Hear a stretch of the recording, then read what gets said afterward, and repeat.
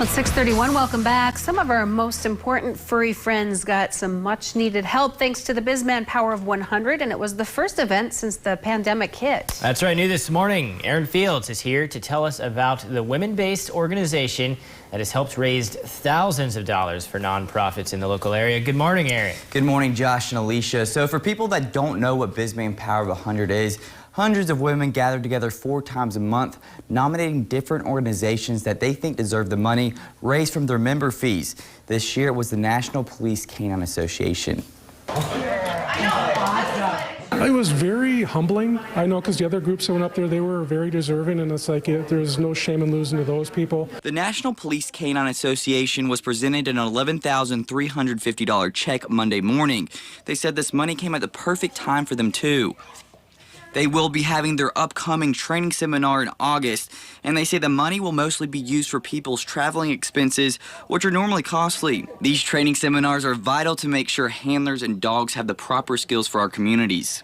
These guys have not done a lot of training. They're going to feel much more comfortable with their dogs, deploying them on the street, knowing when they can deploy them, how better to deploy them, and how better to help their backup officers work as a team with the dogs. Bisman Power of 100 was questioning whether or not to even have it this year because of the pandemic. However, members tell me the group did all they could to make it happen. It wasn't as big as previous events, but it's proof that a little does go a long way. Probably had the same amount of nominations put in for this meeting as other meetings. I think where we saw the deficit is we don't normally give our members an option to not pay. If they're a member, they have to pay their $100 for that quarterly meeting.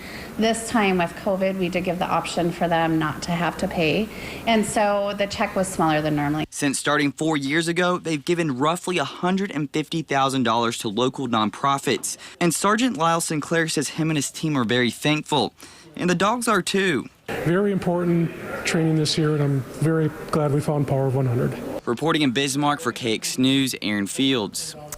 And Hillman says they are still receiving checks, so the NPCA will be getting some more money soon. And Sergeant Sinclair says this money won't just help them this year, but for years to come. And Josh and Alicia, the Power of 100, are always looking for new members and plan on having their next meeting in September. So they are still going to go through some of the upcoming meetings too. It's wonderful what the organizations do, and to make that choice of who to donate the money to, it's never an easy decision. So it's great that the NPCA could benefit from that. So great work to everyone. But anything with dogs, I feel like should always win, you know? There you go. Yeah, dog lover over there. I mean, it just shows how many great organizations are out there too. So. That need help, yes. Yeah, thank you, Erin.